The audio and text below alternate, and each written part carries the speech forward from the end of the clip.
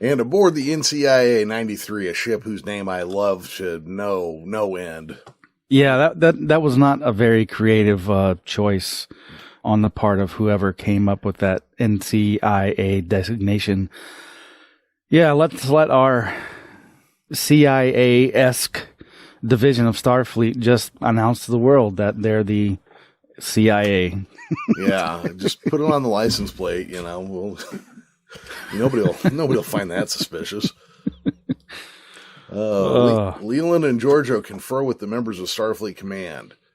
Admiral Petard tells Leland that Spock is to be apprehended as soon as possible, and that in helping him escape, Burnham has committed another act of mutiny. This is a real habit with her, you know. Yeah, she did it first episode of season 1 to Giorgio. Yeah, all over the place, man. The Andorian Admiral asks if they are tracking Burnham's shuttle, to which Leland replies that they only had a trajectory lock for a few minutes before losing its signal. Giorgio adds that Burnham disabled the transponder and would likely hide the shuttle's warp trail. That's always kind of interesting because I always thought I remembered like there were shuttles that didn't do warp originally, but every time I watch an episode, they're all capable of warp, and it just seems to be something that small shouldn't go that fast, you know?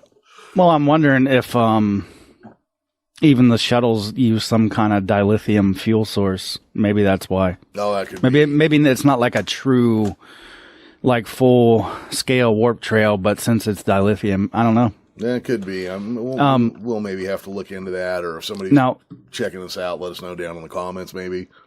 Yeah. Petard asks Leland if he has an agent aboard Discovery, and Leland confirms that he's got Specialist Tyler aboard the Discovery. The Admiral instructs Leland to inform them if Burnham contacts the Discovery before closing the channel. Since she was on a roll, he adds, perhaps she could find a reason for Discovery to stand down and relay the orders to them. Giorgio contacts Pike and Tyler, telling them that Section 31 would find Spock and Burnham, and they will have a lovely time answering their questions. Pike's skeptical and asks if Giorgio was sure that Burnham received the hails from her ship before, deliberately ignoring them. Yeah, because that sounds like Burnham, the Burnham we've come to know. Pike points out that Spock is also Burnham's brother, and that there were many approaches to the issue, and that Discovery could be more valuable as an asset to the search. Giorgio makes it clear that Discovery's job is to find more intel on the probe. This is the future probe from the last episode.